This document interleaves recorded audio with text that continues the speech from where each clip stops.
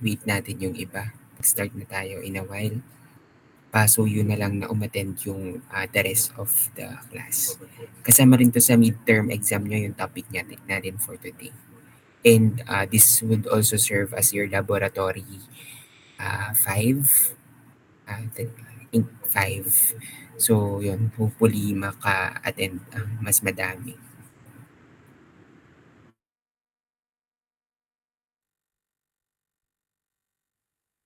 Dahil palaging maraming absent sa inyong section. Ano? Okay. Sige. Albanyo. Present po, sir. Okay. Alcantara.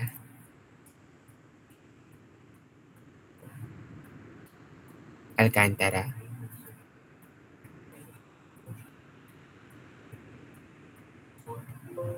Wala pa si Miss Alcantara? Sige. Si Miss Alcantara, sorry, ay may excuse letter, I think. May sakit siya. Sige. Naalala ko. Si Amen. Present po. Atienza. Present po, sir. Barola. Present po, sir. Bayeta. Present po, sir. Betis. Salmer James.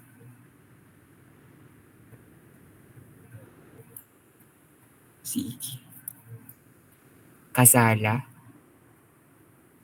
Cyrus. Sir, Casalia po. Present po. Sorry, Casalia. Sorry naman. Etchage. Jenna.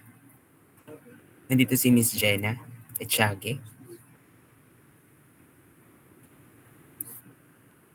Si Enriquez. Present po. Michelle Ete. Ayun, sige. Evangelista John Eris. Evangelista. Dito si Evangelista.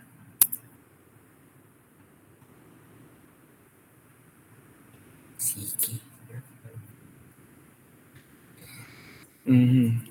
Gladys Me. Gida. Present po, sir.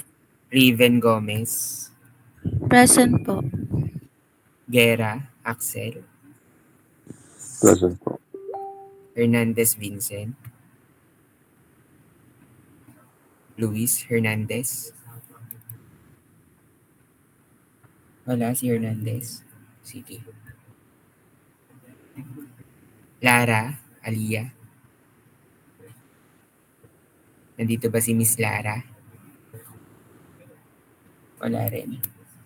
Sige. Maguan, Lord. Maguan. Present po. Sige. Manalo Triciaan.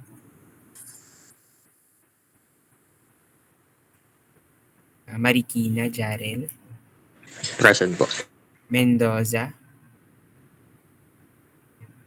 Jake. Nandito ba si Mr. Mendoza?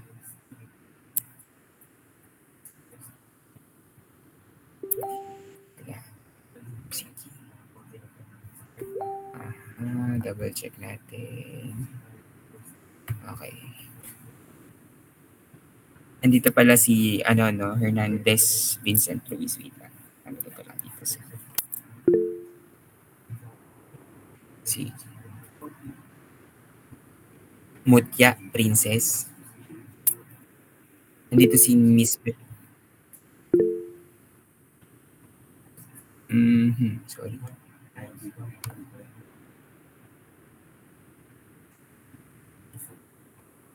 Si present po. Nandito ba si Mutya? Sorry, hindi ko... Wala. Wala, no? Si... National Robert. Present po.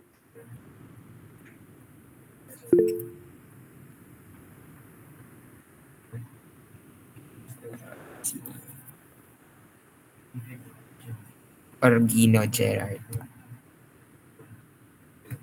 Orgino? Orgino? Nandito si Orgino? Wala. Sige. Porta? Eliza Nicole? Miss Porta? Porta Eliza? Wala. Mhm. Roblo? Josh? Lucky? Present po. John Mark Romero? Present po. Sarmiento? Present po, sir. Sigalat? Present po. Tiberio? Present po. Thank you. Start na tayo. Sorry kasi nagche-check ako ng mga lab reports and mostly sa inyong section ang gagaling yung kasi most of the other sections naman nakakapagpasa ng lahat ng lab reports, exercises. Tapos sa inyo ay may pailan-ilan na hindi nakakapasa. Tapos ngayon pag chine-check ko, parang lab 1, lab 2, lab 3 ganyan.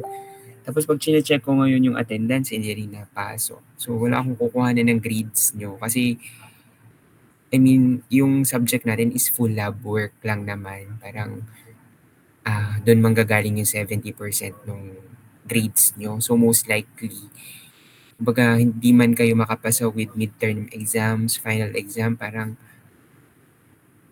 hindi siya malaking effect when it comes to your grades. Kaya lang yung mga exercises nyo and lab report, parang yun doon manggagaling yung most ng grades nyo. So ayun, be compliant na lang guys kasi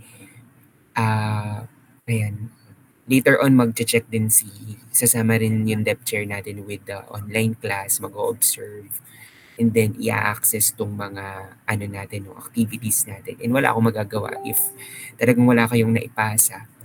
Parang wala akong pagkukuhanan ng grades. So sobrang minimum requirement lang yung kailangan nating i-comply. Wala naman akong ibinibigay sa inyo na mga kakaibang gawain. Lahat ng ginagawa natin is aligned with the course, aligned with the subject. So yun, please be compliant na lang. And then, ayun, kaya lang gusto ko kayo ding makumpleto with this kasi nga magbibigay tayo ng hint din with some of the items na need nyo basahin para at least hindi na rin kayo masyadong maligaw pagdating ng midterm exam kasi nga tayo ay first day ng schedule nyo. No? And at least meron na kayong i-run through na mga basahin. No? Para hindi naman kayo totally walang mailagay doon. Sige, start na tayo. Before ako mag-start, di isulat nyo na lang kung ano yung mga some of the items siguro na i-cover natin. Hindi ko ibibigay lahat but hopefully makatulong to sa inyo. Sige. So, sa topic 3 natin, yung topic 3 natin is sa drilling. No? So, siguro i-cover nyo dun yung you go with the slide 4. Yung sa slide 4 natin, meron dong basic construction and bench type sensitive drill press. So most likely I'll include this. You familiarize with the parts nung bench type sensitive drill press. So ilang items na agad to. So 2, 4, 6, 7, 8, 9, 10. So it composed of 11 items na agad. No? Tapos doon sa mga computation natin dito sa drill. So yan, pag-aralan nyo lang basic computation ng feed, slide 9 to 11. Ayan. And then yung slide 15 ng topic 3, yung cutting speeds. Ayan. Yung slide 15 to 16. So yan, most likely isama natin yun sa exam nyo. Tapos, sa drill naman, yung kinds of twist drill, kung makikita nyo dyan, meron kayong slide 29. Sa slide 29 natin, nandun yung mga twist drill natin. Be familiarized with the figure. Be familiarize nyo yung mga types, yung different kinds. So, ilan na to? So, composed of 8. Ayan, so baka ma-miss nyo pa. So, I'm expecting na yung mga sinasabi ko dito, hindi nyo na ma-miss out, no? So yun, kind of twist drill. Okay, tapos sa tapping natin, you go with slide 34. Ayan, nakalagay dyan yung 3 types of tapping device. Slide 46 ay yung be familiarized with the figure ng tool or cutter holders. Yung figure 4-35, figure 4-36, figure 4-37, no? Hanggang dun sa figure 439. Ayan. 5 to figure 439, no? Ayan. Nakaka-capture nyo naman, no? Nakaka-capture nyo ba? Hello? Nakaka-capture nyo yung sinasabi kong some of the pointers, no? Pag ito hindi nyo pa nasagutan, hindi ko na alam, ha? So, ayun. Gusto ko lang maging familiar kayo with these items. Sabi ko nga sa inyo, hindi ko naman kayo para pahirapan with your midterm exams. But, ayun, yung mga pointers ko dito, hopefully, ma-capture nyo, no? Tapos sa topic 2 natin, ano ba topic 2 natin? Ang topic 2 natin is yung basic machine tools, no? So, yun, sa basic machine tools, punta ka, you focus also on, basahin nyo pa rin lahat, di ba? Kasi hindi ko naman sinasabi lahat nung isasama ko, but you focus on slide 16 to 17, yung mga identification ng mga metal forming equipments natin, mga shear, punch press, mechanical press, ayan. And then, dun sa slide 18, yung new machine developments. Ayan. What are the new developments ng mga equipments that we are using? Ayun lang for the topic 2. No? Tapos for the topic naman natin with last time, yung pinag-lab experiment natin. So, pasuyo na lang ako na maaral lahat ng mga computation doon, no? Yun yung isasama ko, yun sa topic, no? Yung pag-compute natin ng tap, yung pag-compute natin ng mga nominal diameter, so that would be included. So, ayun, so super basic lang din naman. And siguro ang FYI na lang with my exam. So, most likely, baka may mga changes with the unit. So, familiarize yung conversion, yung mga basic conversions lang, like yung inch to mm, ayan, yung inch to feet. And then, be critical lang din with the computation, like kung feet na yung given at yung formula is naka-empirical for inches and then you convert, no? So, ayun. Yun lang naman. And, sige din, i-discuss yung magiging discussion natin today, isasama rin natin to. No? It's all about grinding. Sige, mag-share na ako ng screen.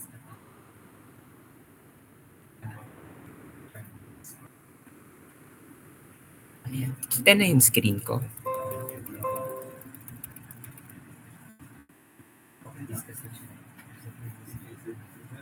Ayan, kita na yung screen ko. Ano, guys?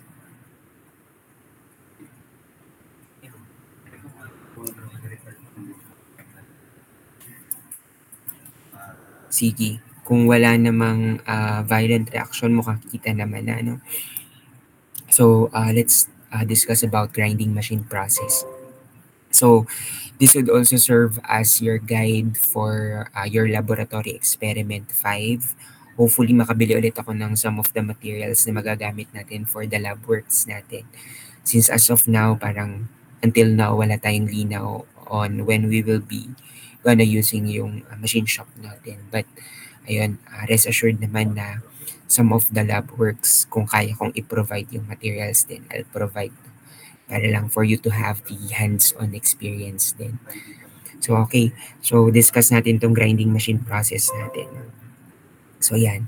So, by definition naman, sabi dito, grinding consists of shaping a piece of work by bringing it into contact with a revolving abrasive wheel.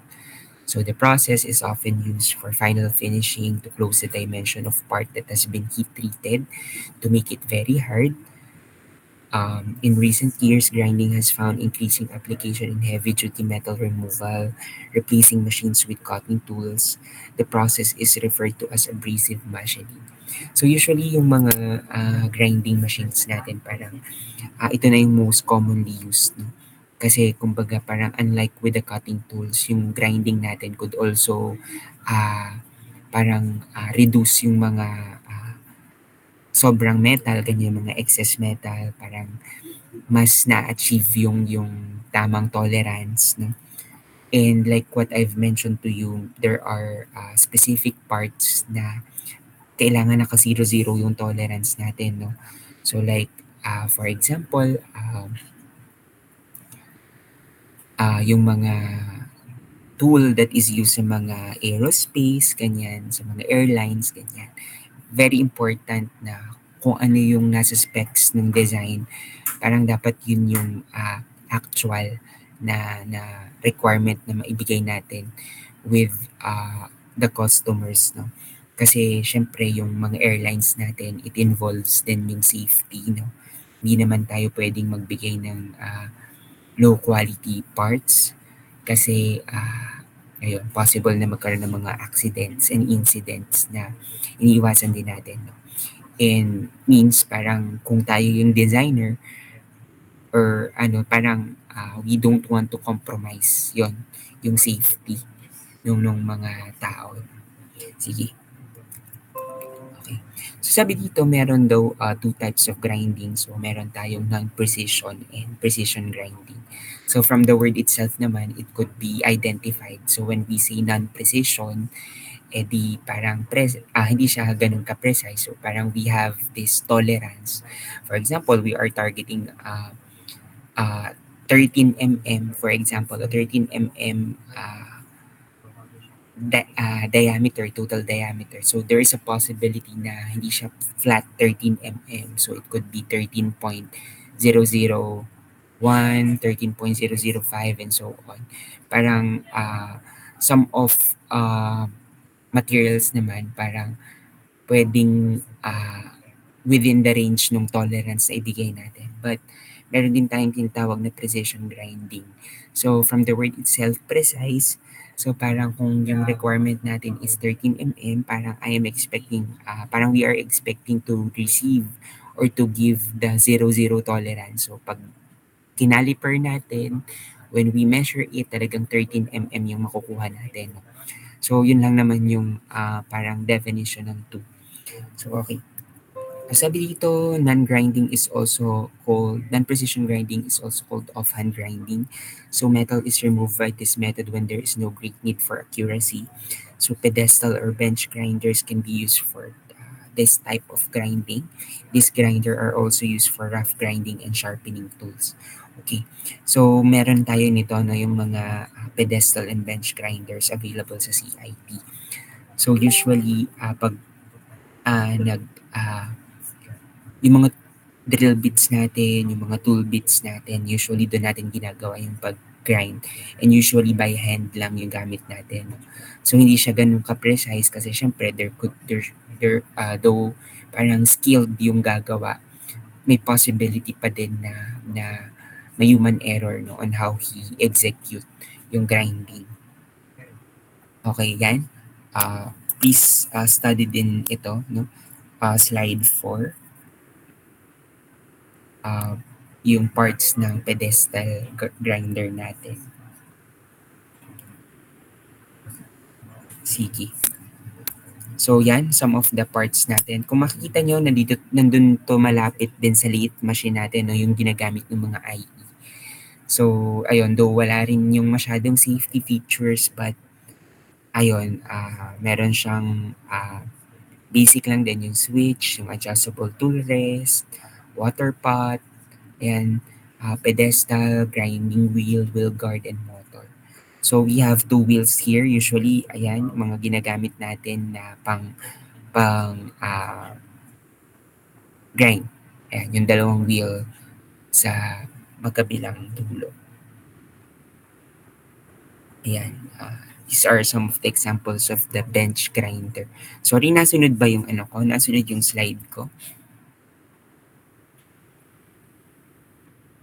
Sige. So in precision grinding, sabi dito, metal can be removed with great accuracy. So there are a number of different precision grinding machines available that can grind metal parts to different shapes. So and sizes with very accurate dimensions. So yan, meron tayo ditong two examples ng precision grinding na binigay niya. No? So meron siyang binigay na form relief grinder. Yan. And yung surface grinder. Sige. So sabi dito, yan, we move on. So meron tayong abrasive. So an abrasive daw is any material that can wear away a substance softer than itself. So sand and sandstone are perhaps the oldest abrasive known to mankind.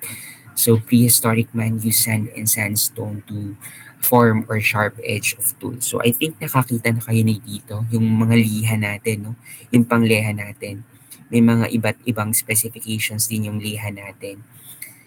Meron 1,000, merong 100. So it depends with the smooth finish na gusto nating i-achieve. No? But usually pag talagang very smooth, pag bumibili tayo ng pangliha sa market, parang ang binibili natin is pabili po ng liha yung 1,000. So alam na yun ng hardware. So and then mamaya makikita natin yung mga yon.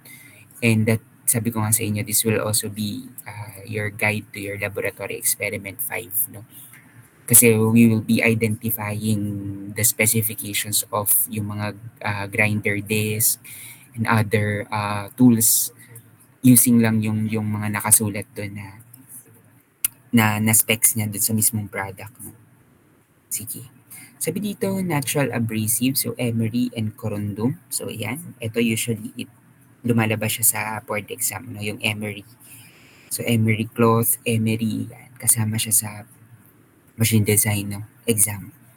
So parang naulit-ulit tong exam na to. So alalahanin nyo, baka lumabas din sa board exams nyo. So emery and corundum are two natural abrasive commonly used in industry to sharpen tool edges. So they occur as a mineral deposit. So in earth crust, this abrasive form into wheels. So are superior to the old sand grindstones. So although they can cut faster and made coarse or fine, they cannot meet the demands of modern manufacturing.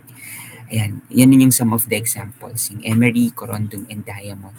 Usually, ginagamit natin yung diamond na tool pag sa mga electronics company, no?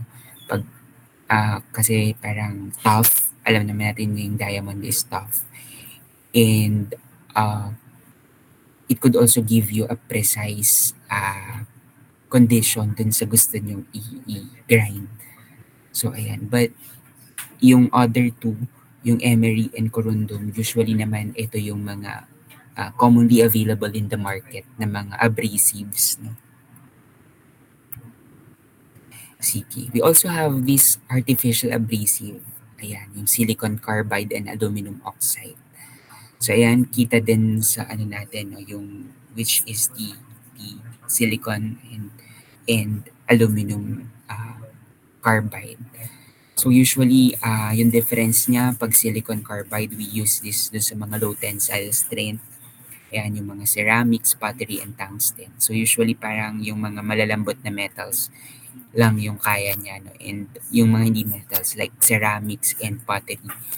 So yung aluminum oxide naman is also an artificial abrasive, and then ginagamit naman natin to sa mga high tensile strength and high speed steel.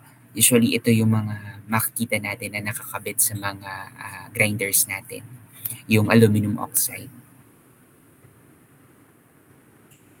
So which type of abrasive is superior? So natural or manufactured? So artificial or man-made abrasive have distinct advantage over natural abrasive because purity and grain size can be readily controlled. So grain size is important because undersized grain cannot do the share of work and oversized grain give a poor finish. So yun, pinag-define lang niya yung possible na pros, no, ng artificial. Kasi nga naman, since ang artificial is man-made, parang we could set kung ano yung grain size na gusto natin. And mamaya madaanan natin ano yung grain size. Yan. So, yan. So, grinding wheels. So, ayun, sabi ka nga kanina, we have two classification of grinding wheels. No? We have non-precision and the precision grinding wheels. Kanina sinabi rin natin na we have yung mga natural and artificial abrasives na hinahalo natin. No? And sabi dito, the wheels are made in wide range of sizes. So may mga iba't ibang sizes kayong makikita na grinding wheels. No? Depende din sa requirement. But kung makikita nyo, meron din tayong mga grinders sa bahay, yung mga portable grinders natin na may standard size lang din nung wheel na ginagamit. No? Okay. So yan, you focus also on this slide 12. Yung mga standard shapes ng grinding wheels natin. No? Meron tayong straight, meron tayong recess one side, meron tayong recess two side, and be also familiarize guys with the figures. Meron tayong cylinder, meron tayong straight cup, meron tayong flaring cup, tapered two sides, dish, and saucer. Ayan. Ito naman yung mga ginagamit natin pag medyo maliit yung, halimbawa yung mga internal hole. Like for example, drill tayo, no? After nating mag-drill, gusto nating i-achieve yung smooth finish nung inside hole na drill natin. So we use this kind of grinding wheels. Bala din to, dinidikit din to dun sa chuck, no? Then ito yung pinambabala natin, depende dun sa gusto nating i-achieve. So makikita nyo dito meron tayong ilang types. And sabi dito, these grinding wheels could up until 1/16 inch diameter. Ayan.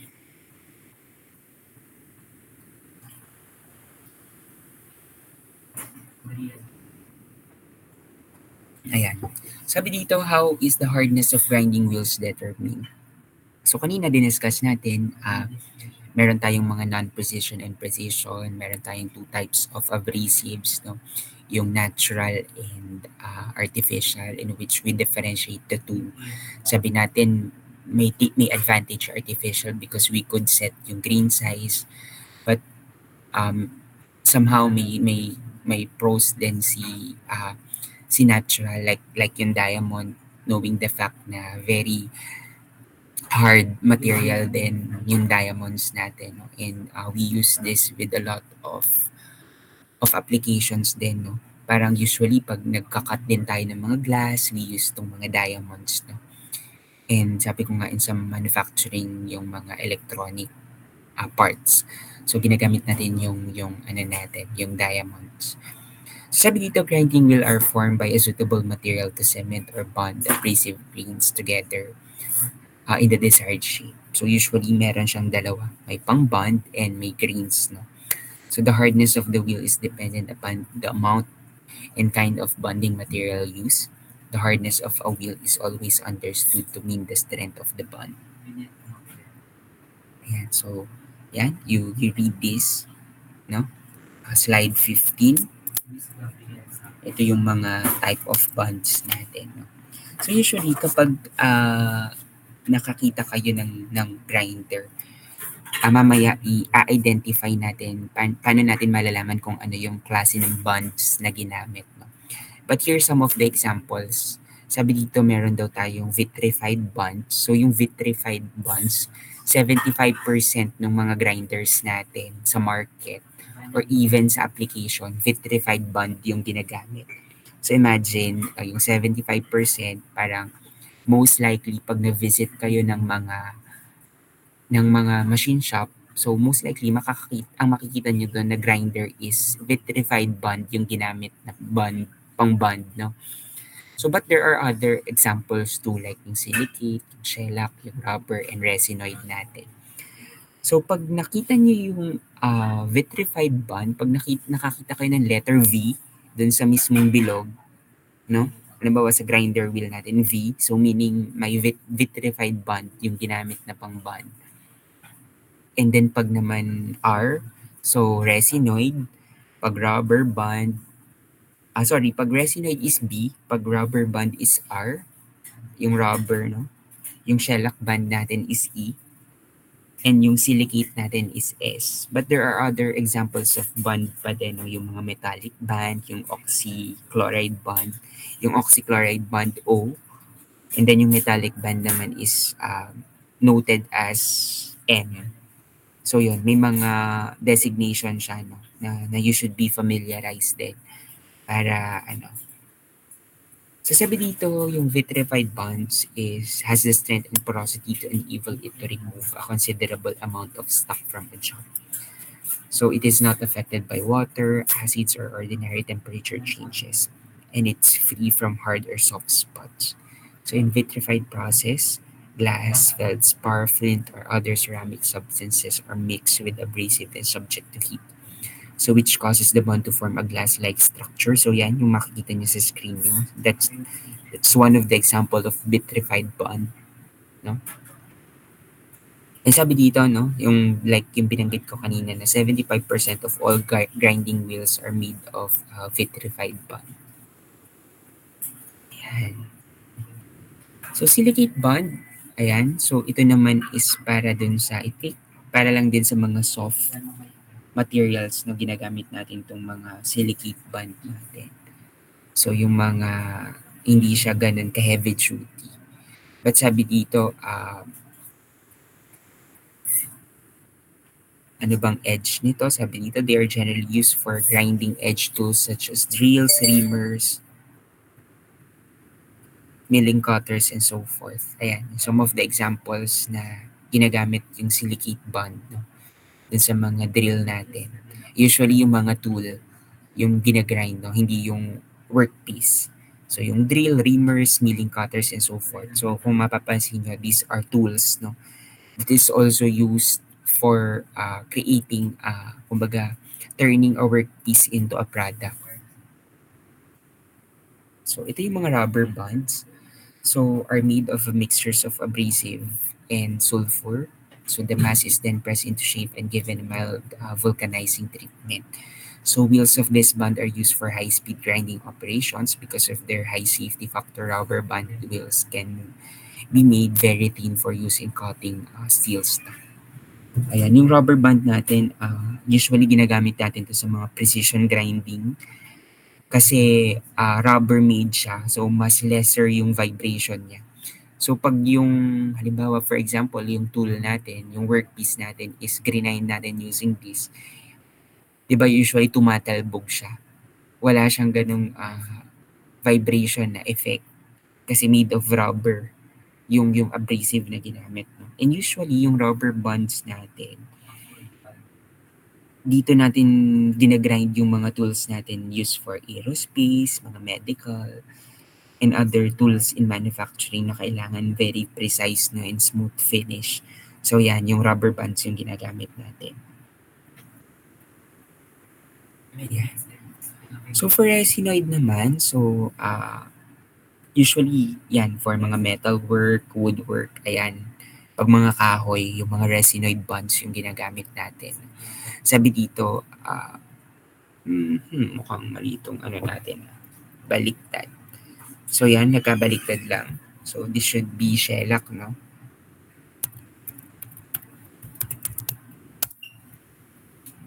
And this should be resinoid.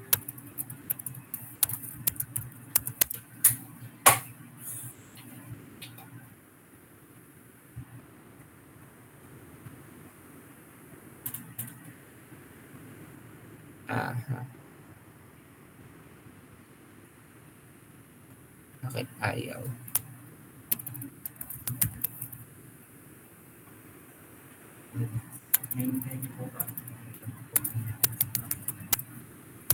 Ayan. Sige. Sabi dito, yung shellac band natin, ayan, so covered with sand and bake for a short time at approximately 300 degrees Fahrenheit. So wheel of this band are used extensively for grinding mill rolls and for jobs where high luster finish is required. So for resinoid naman, ito ay mixed with abrasive. Usually naman mixture of abrasive and bonds. So particles in adding plastic substance so that wheels can be molded. So the mold is then placed in electric oven Yan, it's most likely the process lang on how these resinoid bonds ay ginawa. Sige. So let's proceed with the wheel structure. So yan, let's focus on this. So the term wheel structure refers to spacing of the abrasive grains. So two wheels of the same grade and grain size but of different grain spacing will have different cutting actions.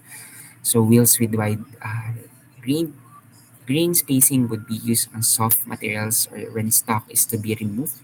Rapidly, wheels with close spacing should be used on hard materials or when a fine finish is to be given to the work.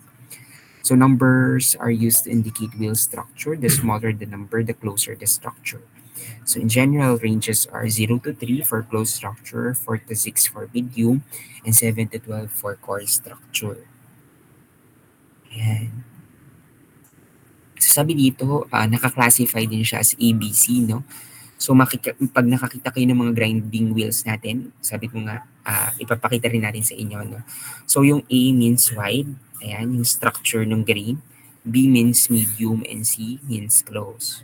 Ayan. So dito meron ding grain size na sinasabi, no? So for coarse, ayan, di ba familiar na kayo with this term, yung mga coarse, yung mga fine. So ayan, yung difference ng coarse and fine. I think you all familiarize this na during our lab works, no? And ayan, dito may sukat na siya na ibinigay, no? In table. Ayan, sabi dito, grain size is denoted by a number indicating the number of meshes per liner inch. So 25.4 mm. So of the screen through which the grain pass when they are graded after crushing. Yeah. So sa wheel grading natin, sabi natin kanina, how do we classify this? No? So this grade of bond according to hardness is from the Carborundum Company. So again, may mga iba't ibang possible grading na ginagamit yung different manufacturer. But sinabi naman dito na this table is from the Carborundum Company and they uses a letter system in the reverse order naman. So for example, very soft, makikita nyo is naka-classify siya as A to G, then H to K, soft, medium is L to O, hard is P to S, and very hard na T to Z. Ayan. So ito, so capture this. So this would be your guide for your lab report 5, no? So ayan, pag bumili kayo ng mga grinding wheels natin, ayan yung mga makikita nyo na letters and numbers na nakasulat, no? Unless mga Chinese brand usually, but even Chinese brand usually naman naka-character lang tong mga to, but kumbaga makikita nyo pa rin tong mga letters na to because this is used naman as international standard. So alam, for example, yan yung sequence natin, yung prefix natin na 51. So usually manufacturer symbols lang siya, no? Ayan, so nag-iiba-iba siya depende dun sa manufacturer. But yung succeeding ay standard na. So for example, itong A, sabi ko kanina 'di ba sa inyo meron tayong V, meron tayong B, meron tayong R, E, O, M, S na ginagamit natin for abrasive and bonds. So katulad nito V, 'di ba nakalagay dito bond type is V, so matic vitrified siya. Same din siya with abrasive. May mga letter designation and denotation din siya. So for example, itong abrasive type A, aluminum oxide A siya. And then if you move to the next sequence, ayan, kanina binanggit natin kung siya ay medium, ayan. So ito yung size niya, yung spacing niya, 36, medium. And then the next sequence is yung grade. Yan, sabi natin kanina, yung wheel grading natin. So ito ay L. So meaning siya ay medium, no? Pumasok siya dun sa medium. Since yung medium grade natin is from L to O. Yan, then dense, 5. So, minsan wala to, no? Kumbaga hindi siya lagi nakasulat sa specs ng mga bibili nyo. But most likely pag doon sa mga manufacturer na mga high-end manufacturer, they include this, itong dense. And then yung bond type, ayan, yung vitrified, kung silicate, rubber, resinoid, shellac, and oxychloride. So, kung ang bond type, so possible itong maging B, pag resinoid, no? Pag R, pag rubber bond. And then for manufacturers naman, ayan, again, yung dulo naman is for manufacturer record. So, nag-iiba-iba din to. So, kaya makikita nyo nakalagay is use optional. Yeah. So, several factors affect the selection of the grinding wheels. Ayan. You read this, guys, slide 26.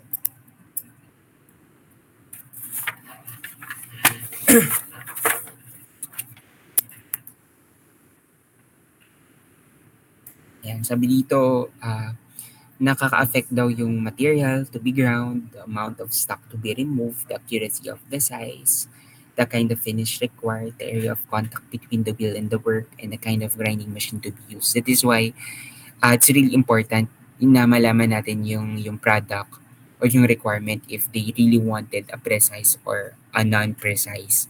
Kasi nga sabi ko sa inyo, we have two classifications naman that we can use for grinding.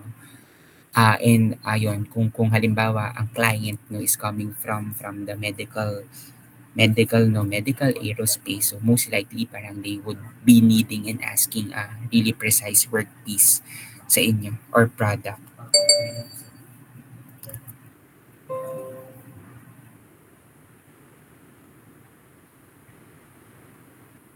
Sige. Okay.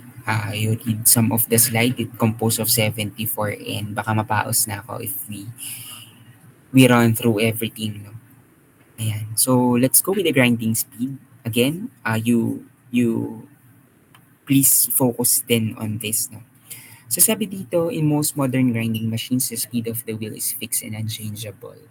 So, in other, the spindle speed can be altered by changing to different size pulleys. More recent developments include the use of variable speed.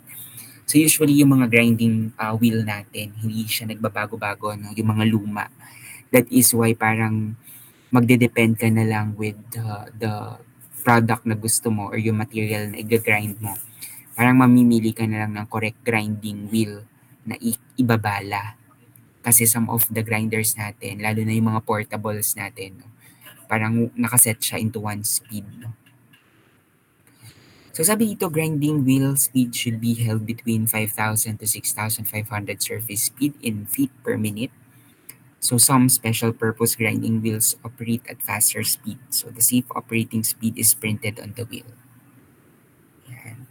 So makikita nyo rin siya sa wheel, no? Kung ano yung safe speed na pwedeng gamitin doon. If kung mag high speed, ganyan, low speed lang, yan. So, ma-identify natin siya. Yan, ito lang yung basic example, no? So, dito, yung example natin is, sabi dito, determine the SFPM of a 7-inch diameter grinding wheel mounted on a surface grinder. So, with an RPM of 3,200, so multiply the diameter of the wheel by 3.416, no? So, yun yung pi. So, pi d times 3,200. So, yung 3,200 natin is parang empirical na siya, no? And divide by 12. So, most likely you'll be getting a 5,864.32. So, pag bumili kayo ng surface grinder, susukatin natin yung, for example, susukatin natin yung diameter din. Yun lang yung need nyo. Kailangan nyo lang masukat yung total diameter ng surface grinder. Then, malalaman na natin kung ano lang yung maximum na speed, no? Na kaya niyang i-accommodate. Then, we check yung machine if kaya siya. Sige. Yan. Sorry, excuse me.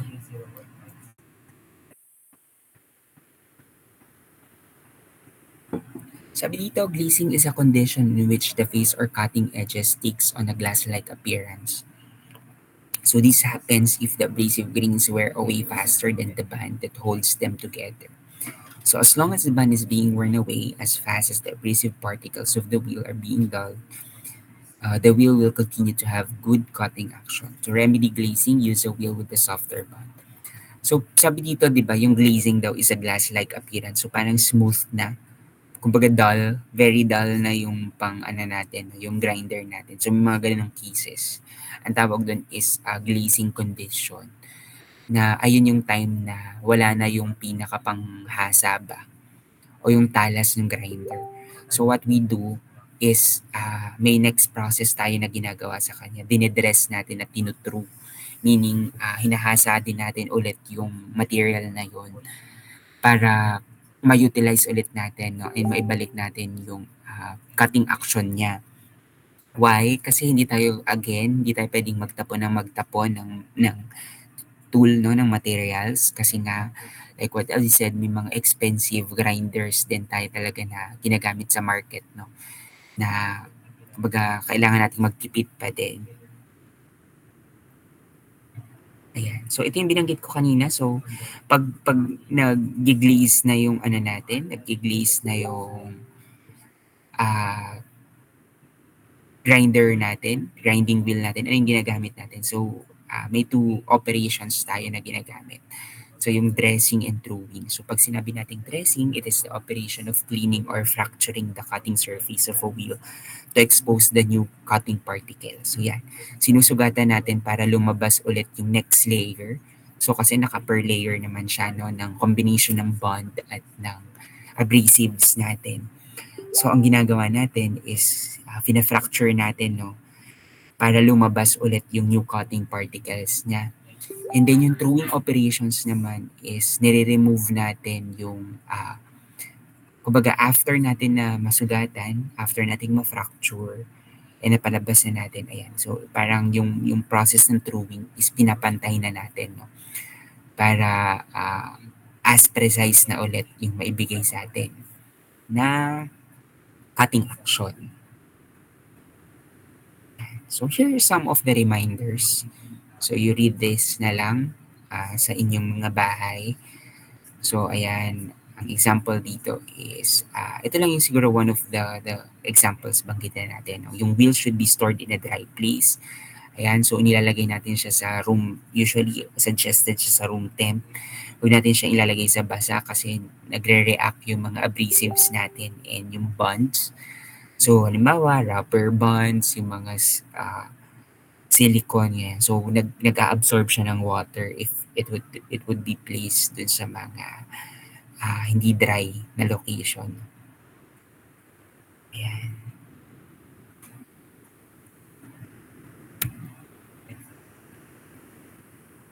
So coated abrasive, so yan. So made up of three parts daw. So a flexible packing material, an adhesive or bond, and abrasive grains. So, okay. Yan sabi dito, example of the coated abrasive. So, yung abrasive cloth, abrasive belt, and abrasive disc. Yan, some of the examples. Ito yung abrasive cloth natin, parang liha. May pagkaliha to, no? Guys. Ayan, again, emery cloth. Favorite to ng examiner. Board exams, you read this. So, is most often used for metal finishing. Yan.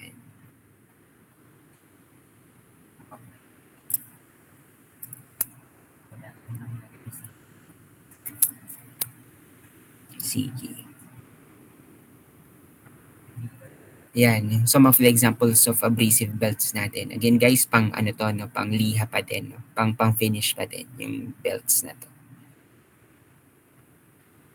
Yan, I think most of you nakakita na nito, no, yung mga abrasive disc.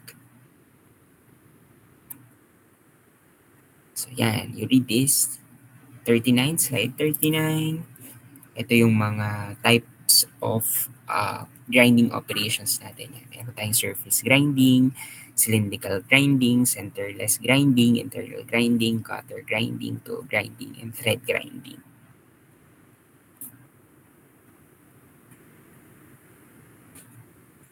Yan. Difference ng planar type and rotary type.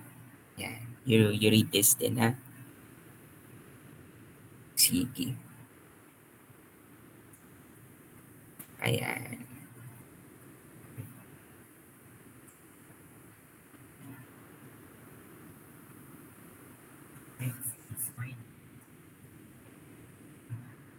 Sige.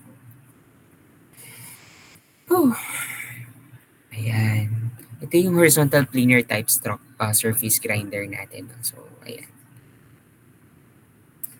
So, surface grinder operational controls. Ayan. Yung nakalagay yung hand wheel. Yung number 1 natin, no? Hand wheel. Yung number 2, yung removable unit natin. Yung spindle, dyan natin pinagpapalit-palit. I think you're all familiar with it. Yung spindle, yung chock. Ayan.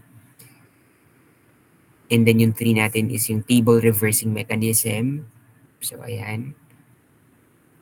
Asan yung 4? Yung 4 natin is yung adjustable dogs permit, no? 5 natin is yung starting lever, ito. 6, start, stop, push button, nandito dito. Medyo malabo lang, but you read this, ha? Then yung 7 natin is yung base compartment for spindle. And yung 8 natin is yung longitudinal table. And the 9 is the adjustable stop. And the 10 is the graduated wheel. Graduated hand wheel, no? Sana all yung hand wheel graduate na, no? Graduated na daw. Sige. Nakukuha nyo, no? Pag binibigyan ko kayo ng hint with some of the items that you need to focus, isulat nyo, ha? Baka hindi nyo pa ito masagutan, ewan ko na lang din sa inyo.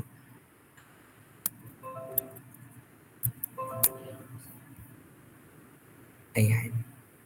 Ito, isama natin siya with our laboratory report. No? So, mas ma-appreciate nyo naman itong mga tables na to if we do it in, if we apply.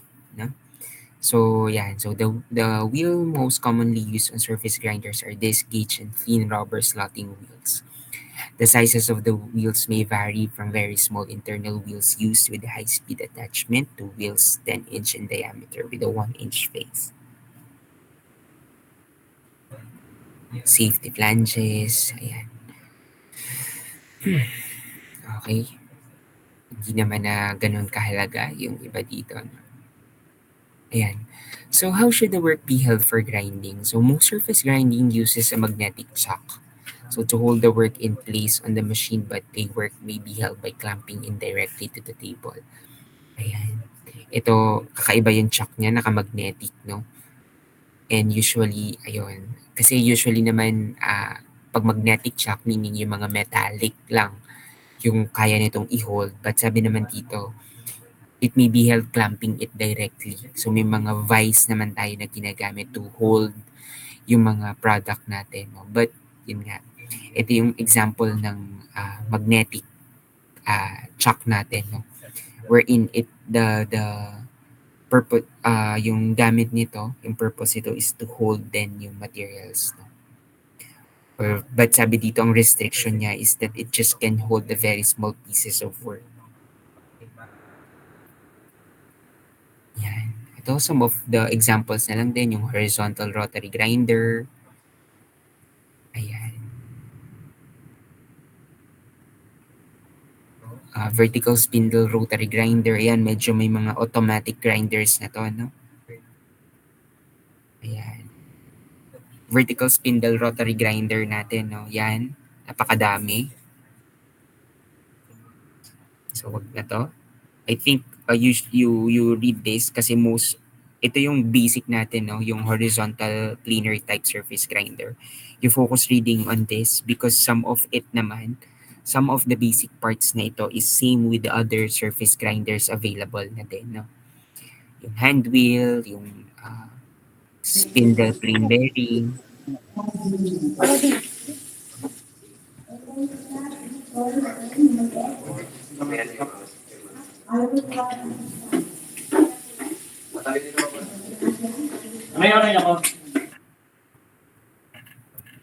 Sige.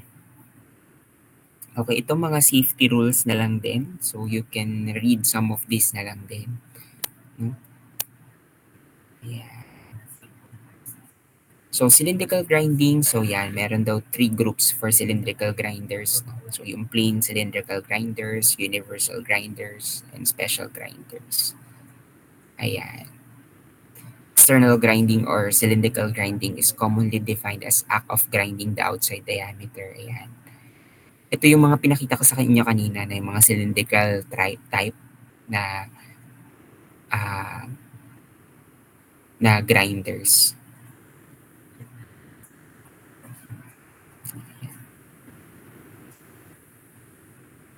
Usually late na rin halos yung mga ginagamit nila. Pero ito, yan, yung mga tailpiece, yan, makikita nyo na may pagka-late na rin. No? Late machine na talaga to.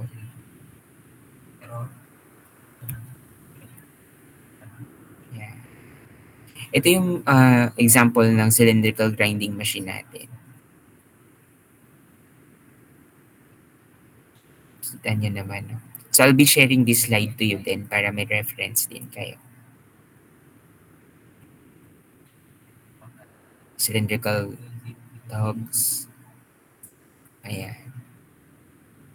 Let's overview na lang, no? Yung sum of the included here. Masyado nang madami. But all of it naman are examples lang. Yan, ito naman pang internal grindings natin. Internal grinder. Yan. 3 types ng internal grinding machine natin. Yung work rotating type, centerless, and cylinder grinder. Sige. I think na to. Paulit-ulit lang din and some safety rules na lang din siya. So ayun, set na lang ulit natin when would be our next laboratory. No? And good job din. I've received some of the group work na rin. And ayun, really want to commend it kasi talagang may mga magagandang grupo na ayun, very presentable talaga yung na-receive ko na lab report. And hopefully same din with other groups. No? Sige. Again, yung sasabay tayo with our midterms exam. No? And hopefully makatulong yung mga binigay ko sa inyo na pointers na that you need to focus on para hindi na din masyadong isipin din sa inyo kung ano yung kukuhanin natin. But ayun, may tanong pa kayo? Question? Bigla tayong dumami. Wow, nakakatawa. Dapat pala lagi ako nag-a-attendance. No? Para dumadami tayo. Ayun guys, parang despite that this is not a professional subject, but yun, let's ensure pa din na uma-attend kayo because like what I'm always saying sa inyo, hindi ko naman kayo binibigyan ng mga information na hindi nyo magagamit. So most likely, yung pinifeed ko na information sa inyo is yung mga magagamit natin with the actual lab works and then some of the kumbaga techniques din pag mga professionals na kayo na tamang pag-measures, ganyan, para hindi kayo mahirapang maka-adapt din. Sige, may tanong pa kayo? Question, clarification.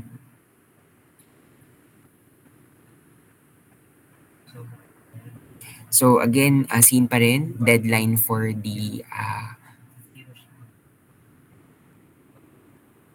deadline natin ng laboratory report is on March 31.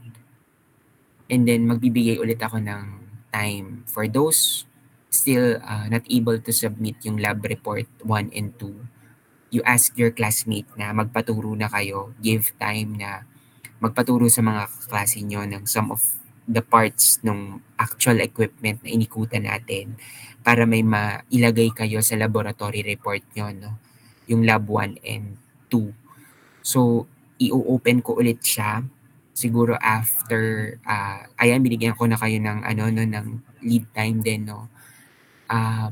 After siguro ma-submit natin yung lab report 3 and 4, the week after next nun is i-open ko ulit yung submission, no. I think meron na lang sa inyong dalawa na hindi pa nakakapag-submit, but once I open it, isang araw lang yung ibibigay ko, then you upload it. Ayoko naman din ma-incomplete kayo because waste of time yon sa inyo at sa akin din, no? So, please comply na lang. So, for laboratory report 1 and 2, meron na lang dalawa na hindi nagpapasa, no? Same with exercise 1, meron ding dalawa na hindi nagpasa. And, ayun guys, share ko lang sa inyo, yung other two sections that I am handling is compliant sila. From laboratory 1 to exercise 1, nakapag-submit sila, no? Same yung O5, yung O7. So, I'm expecting din sa inyo na ganun din. Hindi to ganun kahirap na subject. And, ayun, walang reason para hindi kayo makapag-submit ng mga requirements. Sige. Kung wala naman ang tanong ay di good luck with your midterm exams. No? And, ayun, mag-aral kayo. And you can use my time then by next week if ever, no? Para makapag-review na rin kayo with my subject and with other subject. Ayun, sige. Thank you. Thank you po, sir. Thank you po.